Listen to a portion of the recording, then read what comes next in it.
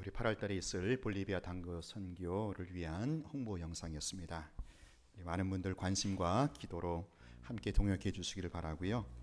오늘부터 단기 훈련, 단기 선교 훈련이 있다고 합니다. 참석 못 하시는 분도 훈련에는 참석할 수 있다고 합니다. 함께 참석하셔서 기도와 비전으로 같이 공감해 주시면 고맙겠습니다. 오늘 우리에게 주신 하나님의 말씀 창세기 46장에서 보도록 하겠습니다. 구약성경 74쪽 창세기 46장 우리 28절부터 34절까지 보겠습니다. 창세기 46장 28절부터 34절까지 우리 한 절씩 교독하겠습니다. 야곱이 유다를 요셉에게 미리 보내어 자기를 고센으로 인도하게 하고 다 고센 땅에 이르니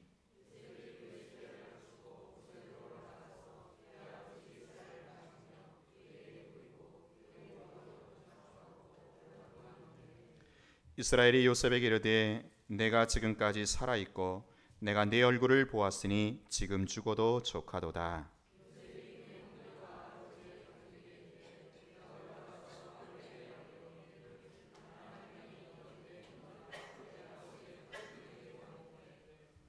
그들은 목자들이라 목축하는 사람들이므로 그들의 양과 소와 모든 소유를 이끌고 왔나이다 하리니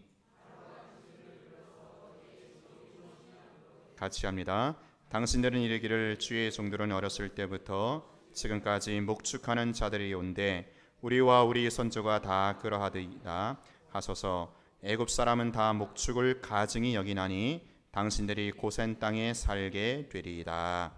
아멘.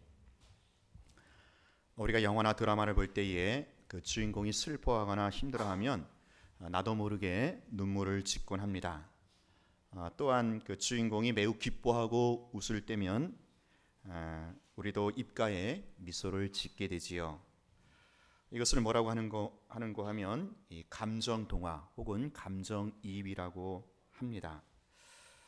그런데 이 감정 동화, 이 감정이입이 어떤 드라마나 영화를 볼 때만이 아니라 사실은 성경을 읽을 때에도 그것이 있어야 하는 것입니다.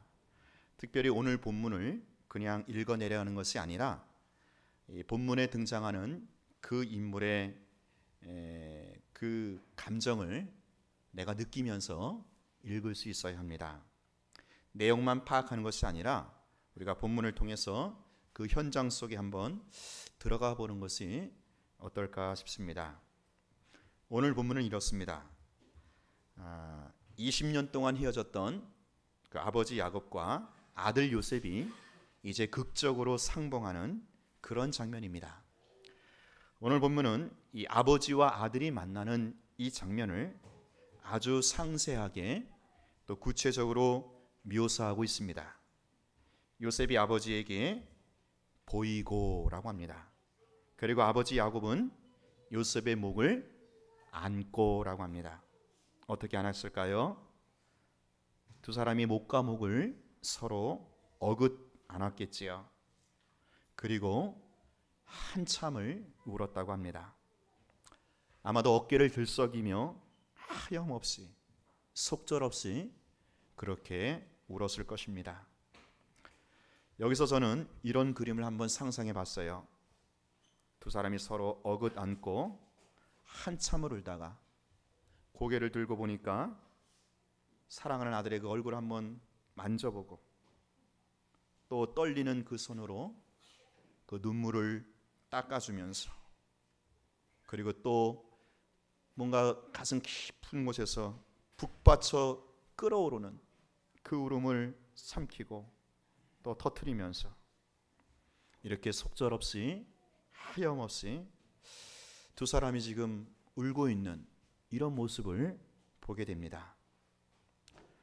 왜냐하면 이 보이고라는 동사가 히브리어로 라라고 하는데요. 이 말은 이 관찰하다 혹은 세세하게 살피다 이런 동사이거든요.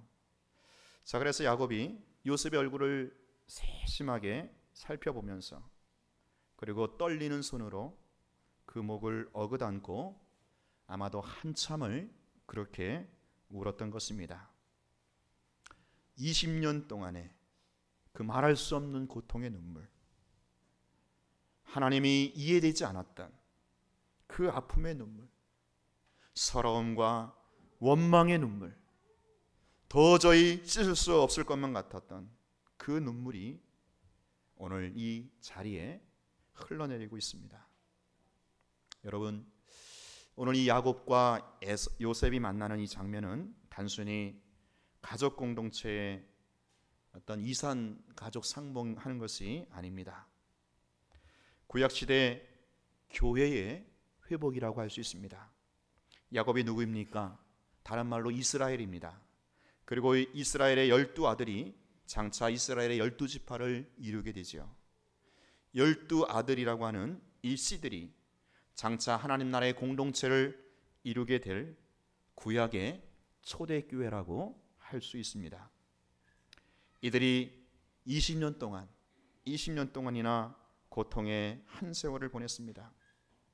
아버지 야곱의 입장에서 베냐민 빼고 나머지 10아들이 얼마나 원망스러웠겠어요. 매일같이 이놈의 자식들, 왜 요셉을 못 지켰냐, 왜 요셉을 죽게 만들었느냐, 아마도 그렇게 지내지 않았겠어요. 여러분, 내가 누군가를 원망하면서 살아야 한다면 그것 자체가 고통이 아니겠습니까? 또한 이 나머지 10아들도 어땠습니까? 그들은 20년 동안 아버지를 속이면서 거짓으로 살아왔어요. 여러분, 누군가를 속이면서 한평생을 살아야 한다는 것, 그것 자체가 고통스러운 인생이 아니겠습니까? 오늘 요셉의 형들이 그랬어요. 또한 요셉은 어땠습니까? 자기의 이 기구한 인생이 너무나도 서럽고 너무나도 기가 막힌 거예요. 얼마나 한이 서럽겠습니까? 요셉이 얼마나 기가 막힌 인생을 살아왔겠어요. 자, 이렇게 구약의 이 초대교회는 아픔과 눈물과 한으로 그렇게 20년의 세월을 보내왔던 것입니다. 그리고 이제서야 이 구약의 교회, 이 구약 초대교회 이 공동체가 이제 눈물로 치유가 되고 회복이 되는 장면입니다. 자, 이렇게 한참을 울다가 아버지 야곱이 요셉의 얼굴을 보면서 말을 이어갑니다. 저는 아버지 야곱의 대화를 정확하게 예측할 수 있었어요. 여러분, 이산가족이 상봉할 때 뭐라고 합니까? 아들아, 내가 이제 너를 보았으니 뭐라고 그래요? 이제 죽어도 연이 없다. 이게 그렇죠? 아버지 마음이지요. 오늘 본문에 그렇게 나와 있지요. 30절에. 자, 또한 요셉의 대화도 제가 한번 예측을 해봤어요. 그런데 그 예측이 틀리더라고요. 제가 어떻게 예측을 했는가 하면, 아버지 그동안 기근과 가난으로 얼마나 고생이 많으셨어요. 이제 제가 이 애굽의 총리도 되었으니까 우리 애굽에서 우리 멋지게 살아요. 제가 아버지 앞으로 책임지고 그리고 호강시켜 드리겠습니다. 여러분, 이게 정상이 아니겠습니까? 그렇죠? 그런데요, 오늘 요셉의 대화가 좀 이상합니다. 요셉이 뭐라고 하는가 하면, 아버지 이제 애굽으로 올라가면 바로를 만나게 됩니다. 바로를 만나거든 아버지는 먼저 목축업자라는 것을 밝히십시오. 그리고 고센 땅을 달라고 하십시오. 여러분, 이 고센 땅이 어떤 곳인지 아십니까? 많은 사람들이 이 고센 땅이라고 하면 그저 살기 좋은 땅, 아름다운 땅, 강남의 노른자 위 정도로 알고 있는데요, 물론 좋은 땅이긴 합니다. 그런데요, 이 성경학자들과 당시 고고학 자료에 의하면 이 고센 땅은 이런 곳입니다. 제가 그 학자들과 그 주석 자료를 참고해서 한번 적어봤어요. 우리 같이 한번 읽어볼까요? 고센 땅은 시작. 고센 땅은 나일강의 삼각주 동쪽에 위치한 곳으로서 목초지로서는 조건은 좋으나 나일강 주류에서 멀리 떨어져 있기에 관계수로의 지장이 많기 때문에 애굽의 주노빈 농업에는 매력이 없는 땅이다. 그래서 애굽 사람들은 그 땅을 버려두었다. 자, 여러분, 어떤 땅이라고요? 이 고센은 애굽 사람들이 버려둔, 쓸모없다고, 가치 없다고 그렇게 여기는 땅입니다. 애굽의 기준으로 봤을 때는 이게 사실 아무런 쓸모없는 땅이에요. 아무도 돌아보지 않는 땅입니다. 더군다나 이 땅은 국경지대에 바로 있었기 때문에 다른 나라가 쳐들어왔을 때에 쉽게 점령당할 수밖에 없는 그런 땅입니다. 이 땅은요, 농사를 지을 수가 없어요. 원래 애굽 사람들은 나일강의 그 젖줄을 의지하면서 농사를 지으며 살고 있는데, 이 고센 땅은 나일강하고는 좀 멀리 동떨어져 있기 때문에 농사를 제대로 지을 수 없는 그런 땅입니다. 이 고센 땅은 애굽 사람들이 버린 땅입니다. 애굽 사람들이 살지 않는 땅입니다. 애굽 사람들이 무가치하게 여기는 그런 쓸모없는 땅이었습니다. 자, 그런데 지금 야곱의 식구들이 이 땅을 선택하자는 겁니다. 구약의 초대교회가 이 땅에서 거주하자는 것입니다. 저는 처음에 이해가 되지 않았어요. 여러분 생각해 보세요. 요셉이 어떤 사람입니까? 애굽의 총리, 애굽의 2인자입니다. 당연히 야곱의 식구들을 초청해서 애굽의 한복판에, 애굽 궁전의 그 화려한 곳에서 머물 수가 있지 않습니까? 여러분, 애굽이 어떤 곳입니까? 너무나도 화려한 문화와 문명이 발달한 당대의 나라였습니다. 우리가 세계사에서 배웠듯이 4대 문명이 발생한 곳입니다. 교육과 문명이 발달한 곳입니다. 파락군이 모여있는 곳입니다. 교육의 1번지, 문명의 1번지입니다. 자, 그런데 그 모든 화려함의 대명사인 이 애굽 한복판을 포기하고 애굽 사람들이 가장 천시하고 가치가 없게 여기는 땅, 어디요? 고센 땅. 고센 땅을 지금 선택하자라는 거예요. 여러분, 왜 그렇습니까? 왜 이런 고센 땅을 구약의 초대교회는 선택해야만 하실까요? 왜 아름다움을 포기해야 할까요? 왜 그 화려함을 포기해야 할까요? 마땅히 살 수 있는데, 얻을 수 있는데 왜 모든 그 기득권과 권리를 다 버리고 왜 사서 고생하려고 고센 땅을 선택해야 할까요? 첫 번째 이유는 우리 한번 따라합니다. 삶의 방식이 달랐기 때문이다. 자, 이스라엘 사람들은 목축을 하는 민족입니다. 그런데 애굽 사람은 어때요? 농사를 짓는 농경 문화의 민족입니다.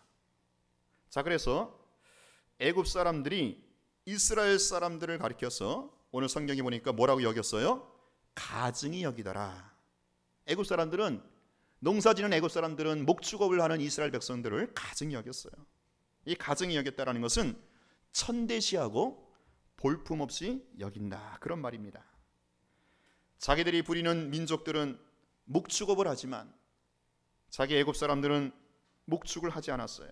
왜냐하면 당시 목축을 하면 그들의 신전에 들어올 수 없도록, 그 제사 드리는 산당에 들어올 수 없도록 당시 그 애굽의 법이 규정을 하고 있었습니다. 자, 그렇기 때문에 애굽 사람들이 보기에는 이 목축업이 아무런 가치가 없고 가증히 여길 수밖에 없었던, 그야말로 천민들의 생존 방식이었던 것입니다. 애굽 사회를 보면 그 당시 이 범신론을 갖고 있었어요. 이스라엘 백성만 빼고 당시 사실은 모든 나라가 범신론을 갖고 있지요. 그들은 모든 자연 만물을 신으로 여기고 있습니다. 그 가운데 나일강도, 태양도 신으로 여기고 있습니다. 또한 소나 양이나 염소 같은 짐승들도 그들은 신으로 여기고 있었습니다. 그래서 그 짐승들에게 절을 하고 숭배를 하지요. 자, 그런데 보세요. 하나님의 백성, 구약의 초대교회 야곱의 70명은 어떠했습니까? 이들은 애굽 사람들이 신으로 여기는 그 짐승들을 어떻게 해요? 잡아먹고 있어요. 각을 뜨고요. 각을 떠서 거기에 그것을 단으로 쌓고 불로 태웁니다. 그들의 신을 태워버리는 겁니다. 그리고 그것을 제사 드리고 나서 제사들이 함께 나누어 먹는 거예요. 이게 이스라엘 백성들의 생존 방식이었습니다. 자, 그러면 여러분, 같이 살 수 있겠어요? 없겠어요? 같이 살 수가 없는 겁니다. 하나님의 백성 이스라엘과 세상 나라의 대표격 애굽은 같이 섞여서 살 수가 없는 겁니다. 만약에 애굽에서 살자면 이스라엘이 어떻게 해야 합니까? 살아계신 하나님, 만군의 주 여호와 하나님, 그분을 예배하고 섬기는 그의 삶의 방식을 포기해야만 하는 것입니다. 그렇지 않고는 살 수가 없는 거예요. 사랑하는 여러분, 오늘 우리는 어떻게 살아야 합니까? 오늘 우리는 어느 땅을 선택해야 합니까? 날강을 의지하는 그 삶의 방식을 포기하고 하나님만 의지하는 이 삶의 방식을 고수하는 것, 바로 이것이 우리가 고센 땅을 선택하는 것이고 고센 땅에 거하는 삶이다라는 것입니다. 사랑하는 여러분, 오늘 이 이스라엘 백성들이, 아니 영적 이스라엘 백성들이라고 할 수 있는 오늘 우리가 왜 이렇게 살아야만 합니까? 그것은 바로 이스라엘이 단을 쌓는 그런 민족이기 때문입니다. 단을 쌓는다는 것이 무엇을 말할까요? 창세기 12장 2절에 보면 내가 너로 큰 민족을 이루고 내게 복을 주어 내 이름을 창대하게 하리니 너는 복이 될지라. 여기서 이 복이라는 말은 베레카, 히브리어로 베레카라고 하는데요, 이 베레카는 무릎을 꿇다, 엎드리다, 예배하다, 바로 단을 쌓는다라는 뜻을 갖고 있습니다. 베레카 자체가 단을 쌓는 거예요. 자, 그래서요, 아브라함이 창세기 12장에서 이 말씀을 받고 나서 그에게 이제부터 달라진 삶의 방식이 나타나는데, 그것이 바로 아브라함이 단을 쌓는 모습이었습니다. 아브라함이 어느 곳을 가든지 거기서 단을 쌓았어요. 세겜에서 단을 쌓았고 베델에서 단을 쌓았어요. 아브라함이 여전히 실수하고 여전히 넘어졌지만 그가 한 가지 달랐던 삶의 방식이 있다면 그것은 바로 단을 쌓았다라는 겁니다. 여러분, 여기서 복이 될지라, 이 말은 베레카가 될지라, 이 말인데, 이 말을 달리하면 하나님께 무릎 꿇는 자가 될지어다, 하나님께 예배하는 자가 될지어다, 하나님만 섬기는 자가 될지어다, 이런 말입니다. 여러분, 오늘 우리가 진정한 복이고 오늘 우리가 축복의 통로일진데, 우리가 어떻게 우리 가운데 이 복이 임할 수 있겠습니까? 어떻게 이 복이 나를 통해서 다른 사람에게 흘러 보낼 수가 있겠습니까? 오늘 우리가 하나님 앞에 예배자로 설 때, 내가 하나님 앞에 무릎을 꿇을 때, 내가 하나님을 높여 올려드릴 때, 그것이 진정한 복이 되는 것이고, 그러한 삶을 통해서 다른 사람에게도 복을 나눠줄 수 있다라는 것입니다. 하나님께서 아브라함을 이것을 위하여 아브라함을 부르시고 열방과 민족 가운데 심어 놓으신 것입니다. 자, 여러분, 이러한 예배자의 삶과 어떻게 애굽의 삶과 바꿀 수가 있단 말입니까? 오늘 우리가 만군의 여호와 창조주 하나님께 예배함이, 하나님을 경외함이, 이것이 진정한 복이고 이것이 축복의 통로일진데, 이런 삶의 방식을 어떻게 포기하고 어떻게 애굽의 화려함, 어떻게 애굽의 아름다움을 취할 수가 있단 말입니까? 애굽의 모든 것을 다 준다 하더라도 하나님께 예배하는 그 삶은, 하나님을 높여드리는 그 삶의 방식은 다른 무엇과도 결단코 바꿀 수가 없다라는 것입니다. 이게 이스라엘 백성들이고 오늘 하나님의 언약 백성들의 정체성이고 오늘 우리의 영적 자존감이 아니겠습니까? 여러분 기억하십니까? 1620년 메이플라워 호를 타고 청교도들이 신대륙으로 이동을 했지요. 그들이 떠난 이유가 무엇입니까? 잘 살아보기 위해서 신대륙을 갔습니까? 많은 사람들이 잘 살아보려고 미국에 갑니다. 아메리칸 드림을 꿈꾸며 미국 갑니다. 그러나 그곳에서 오히려 실패하고 많은 상처들을 받지 않습니까? 이 청교도들은 잘 살아보기 위해서 신대륙에 건너간 것이 아니고 잘 믿기 위해서, 하나님을 잘 믿고 잘 섬겨보려고 그 미지의 땅 신대륙에 건너갔던 것입니다. 그래서 그들이 배에서 내려 제일 먼저 한 일이 무엇인지 우리가 알고 있지 않습니까? 아브라함처럼 단을 쌓았어요. 예배를 드렸어요. 베레카, 복이 될지어다. 복이 된 거예요. 복받은 존재임을 확인한 겁니다. 이렇게 하나님을 경배함으로 삶의 우선순위를 드린 청교도들에 의해서 오늘날 하나님께서 그 미국 땅을 세계를 선도하는 경찰의 나라로 세우지 않았습니까? 사랑하는 우리 성도 여러분, 하나님께 예배하는 자리를 포기하지 마시기 바랍니다. 이 예배하는 자리가 바로 복받는 자리이고, 이런 예배의 드림이 축복의 통로로 쓰임받는 처소다라는 것입니다. 어떤 분이 그러시더라고요. 어떤 교회 다니시는 집사님이 그러셔요. 불신 친구들이 자꾸 전화를 해서 좀 보자는 거예요. 근데 이 집사님이 참 교회를 다니니까 바쁘잖아요. 그 불신 친구들이 너 왜 자꾸 그렇게 빠지냐? 야, 그래, 교회에서 구역장도 하고 교서도 해야 되고 찬양팀도 해야 되고 너무 바빠서 그렇다라는 거예요. 그러면 그 불신 친구가 뭐라고 하는지, 야, 그러면 교회에서 돈 받고 하냐? 그러더래요. 돈 받고 하냐? 여러분, 이게 세상 사람들의 삶의 방식이 아니겠습니까? 돈입니다. 돈. 교회 다니면 돈 주냐라는 거예요. 이 집사님이 그래서 그냥 피식 웃고 넘어갔대요. 돈이 가치이고 돈이 보배이고 돈이 삶의 방식인데, 그런 세상 사람들이 하나님께 예배하는 우리를 어떻게 이해하겠습니까? 하나님께 예배드림이 최고의 가치요, 최고의 복이라는 것을 알고 있는, 누리고 있는 우리를 세상이 어떻게 이해를 하겠습니까? 여러분, 오늘 여러분들은 이렇게 하나님께 예배하는 이 삶의 방식을 과연 선택하고 있습니까? 단을 쌓는 이런 삶의 방식을 고수하고 있습니까? 혹시 고센 땅을 떠나서 애굽의 그 심장부를 기웃기웃거리며 부러워하고 있지는 않습니까? 여러분, 애굽을 그리워하지 마십시오. 바로가 모든 것을 다 준다 하더라도 그거 다 가지려고 하지 마십시오. 세상의 부유함으로 여러분 채우려고 하지 마십시오. 세상의 그 화려함으로 치장하려고 하지 마십시오.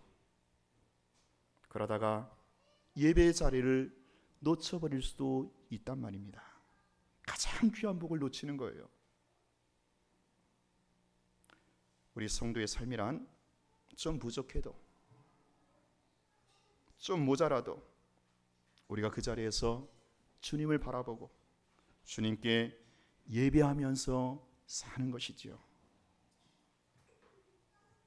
오늘 우리는 애굽 사람들이, 세상 사람들이 멸시하고 천대하는 그 고센 땅을 선택하고 그 고센 땅에 거해야 하는 것입니다. 여러분, 세상 사람들이 알지 못하고 이해하지 못하는 이 삶의 예배가 어떤 예배이겠어요? 바로 정직한 삶의 예배가 아니겠습니까? 정직하면 너 망한다, 세상이 말하지 않습니까? 그러나 오늘 하나님의 말씀은 뭐라고 말합니까? 정직하게 사는 것이 진정한 복이다, 그것이 진정으로 형통한 길이다라고 말씀합니다. 여러분, 예배가 무엇입니까? 오늘 우리가 이 시간 여기서 예배를 드리고 끝나는 것, 그것이 예배의 전부는 아닐 것입니다. 삶이 예배지요. 그래서 오늘 주보에도 보면 맨 나중에 예배 마치면 삶의 시작이라고 나와 있는 것입니다. 여러분, 오늘 여러분의 말이 예배이고, 여러분의 생각이 예배이고, 여러분의 가정과 직장과 사업장이 예배지 않습니까?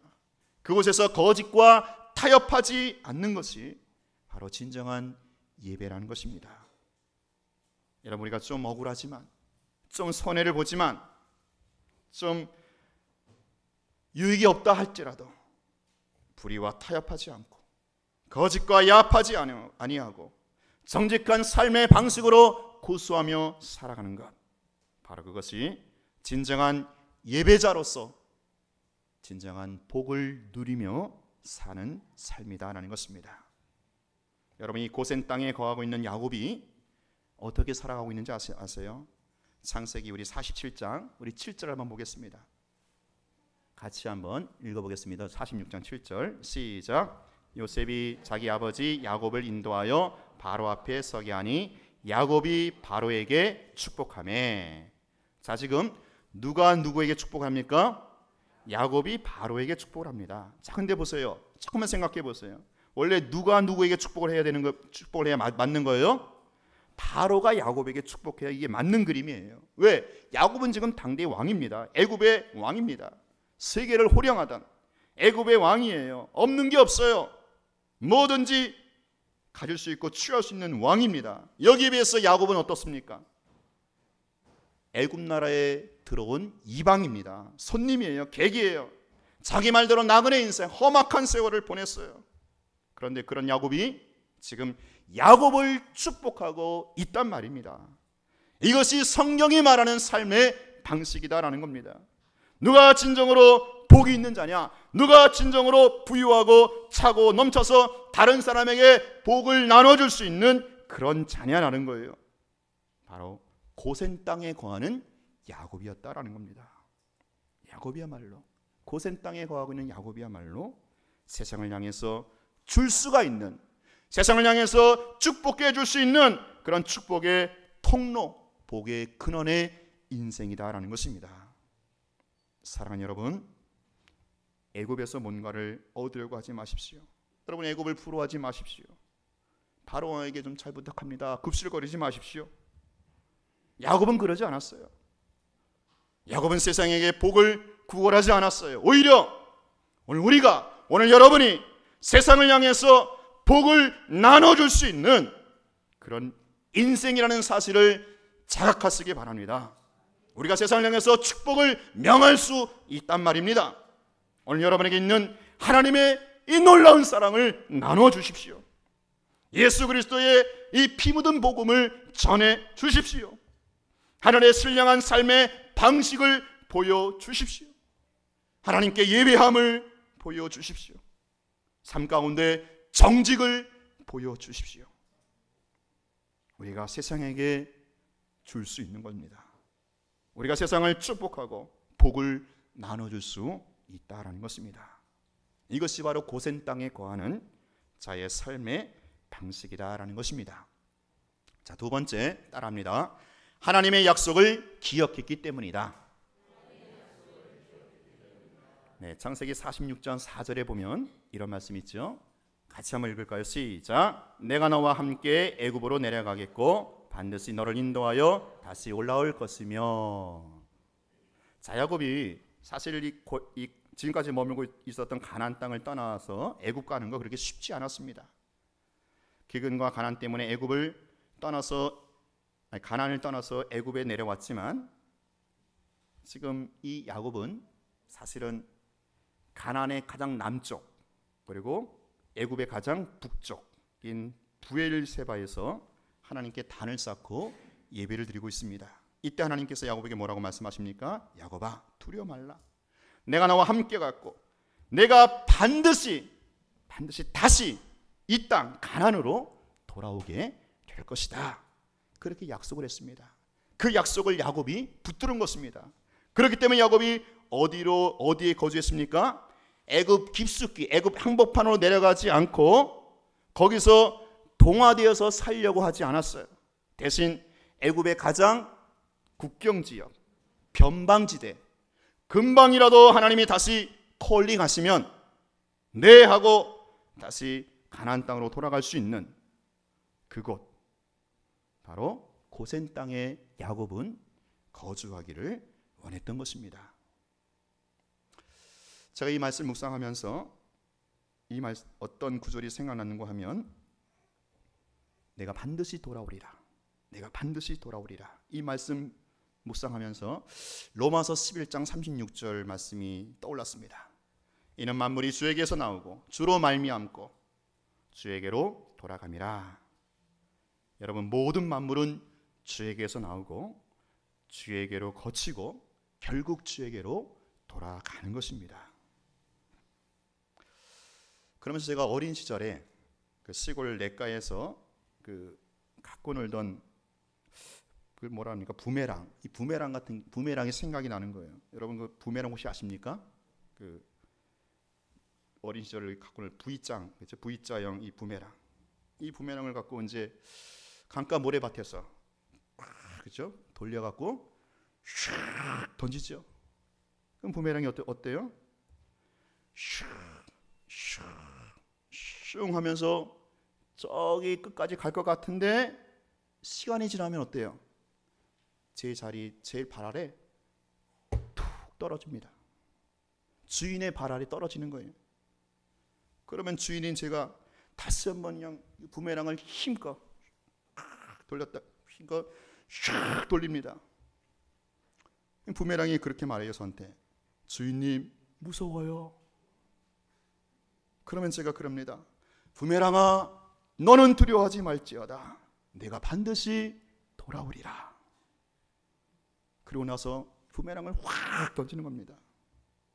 부메랑이 다시 휙 돌다가 어느 시점 되면 또다시 제 발 아래 떨어지는 것입니다.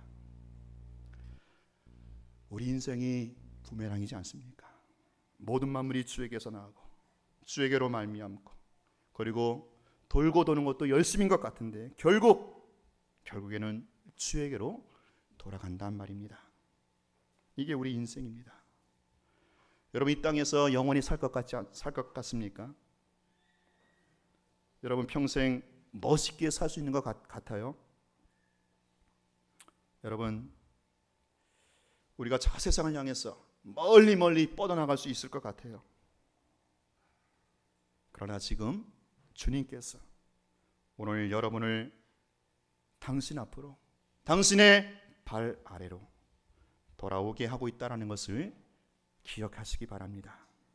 내가 아무리 열심히 돌고 밖을 향해서 뻗어나가고 있는 것 같지만 결국에는 주님의 발 앞으로 돌아오게끔 되어 있다라는 것입니다.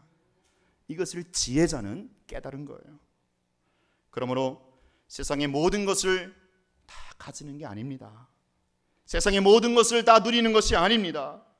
여기에서 영원히 사는 것이 아닙니다. 우리가 어떻게 살아야 합니까? 돌아갈 준비를 해야 하는 것입니다. 돌아갈 준비를 해야 돼요. 왜? 돌아오니까 언젠가는. 그래서 야곱이 뭐라고 합니까? 내 나그네 세월이 130년이다. 내 나그네 인생, 나그네라는 거예요. 나그네는 무엇을 말합니까? 돌아갈 고향이 본향이 따로 있다라는 겁니다. 지금 여기서 타향살이를 한다라는 겁니다. 여러분, 이곳에서 삶은 나그네입니다. 이곳은 이동 장막입니다. 나는 지금 가고 있지만 어디로 가고 있습니까? 결국에는 주님께로 돌아가고 있는 것입니다. 우리 모두가 결국에는 주님께로 돌아가고 있는 것입니다. 자, 그러면 오늘 우리가 가져야 할 신앙이 무엇이겠어요? 주님에게 소망을 두어야 하지 않을까요? 그 주님의 나라에, 영원한 천국에 우리가 소망의 닻을 내려야 할 것입니다. 물론 이 땅에서 열심히 살아야지요. 그러나 이 땅에서 잘 먹고 잘 살기 위해서 열심히 사는 것이 아닙니다.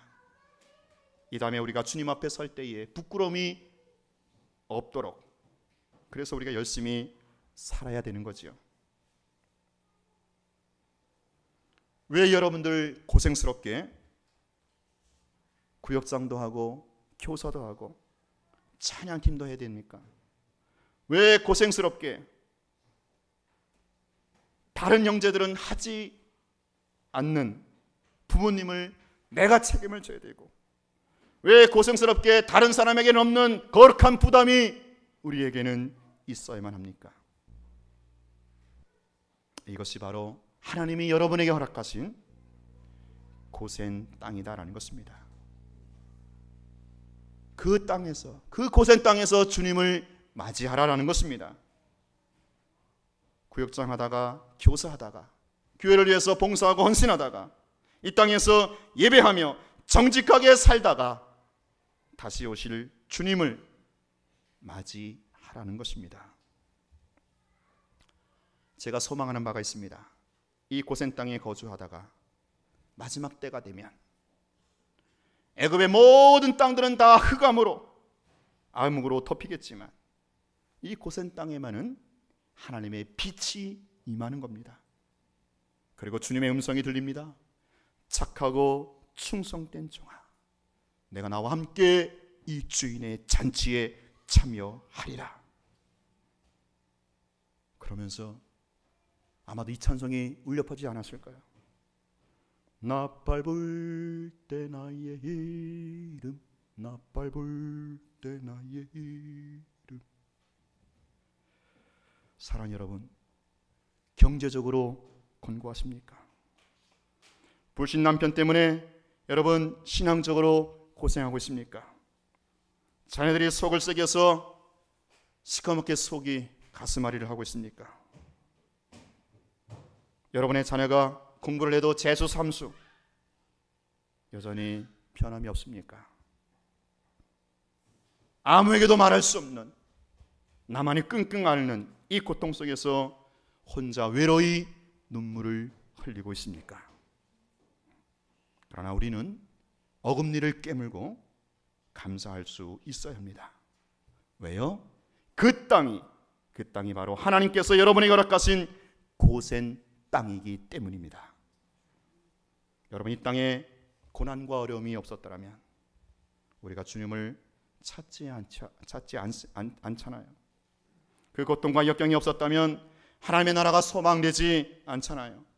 이 땅에서 부귀영화 권세를 다 누리고 산다면, 모든 것을 다 쥐고 있다면 여러분에게 천국이 필요하겠습니까? 사랑하는 여러분, 정직하게 묻겠습니다. 우리 주님이 다시 오실 날을 여러분 정말로 기다리고 있습니까? 그러면 그 땅은 바로 고센 땅입니다. 내가 고센 땅에 거하는 것입니다. 그런데 내가 예수를 믿고 있지만 다시 오실 주님이 재림하는 거 내가 두렵거나 무감각하다면 여러분 한번 잘 생각해 보세요. 나도 모르게 너무나 애굽 한복판에 깊숙이 들어와 있는 것은 아는지 말입니다. 사랑하는 성도 여러분, 오늘 우리가 왜 고센 땅을 선택하고 우리가 왜 고센 땅에 거해야 합니까? 우리는 애굽 사람들과는, 세상 사람들과는 삶의 방식이 다르기 때문입니다. 우리는 하나님을 예배하는 성도란 말입니다. 정직을 최고의 무기로 삼고 살아가는 천국 백성이란 말입니다.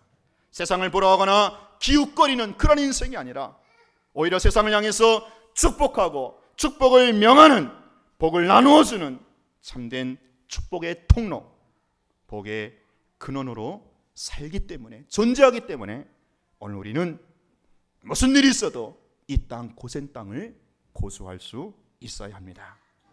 또한 우리는 다시 돌아갈 천국, 이 천국을 소망하고 기다리는 자로서 너무 애굽 깊숙이 들어가 있으면 안 되는 것입니다.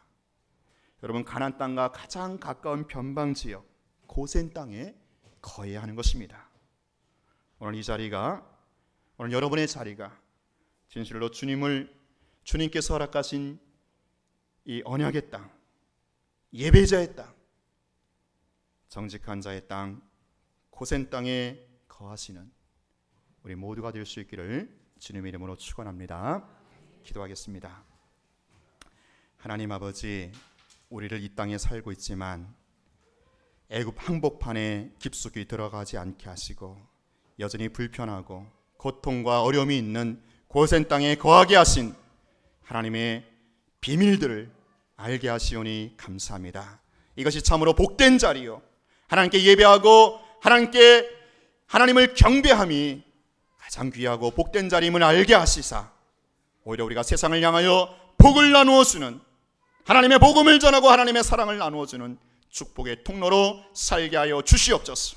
다시 돌아갈 우리의 본향이 따로 있음을 알게 하사 이 땅에 너무 연연하거나 여기에 너무 취하지 않게 하시고 늘 우리가 천국의 소망을 두고 주께서 부르시면 언제든지 달려갈 차비를 하는 진정한 나그네로서의 인생을 살아가는 저희들 되게 하여 주옵소서. 예수님 이름으로 기도하옵나이다. 아멘. 우리 찬송가 180장 부르시면서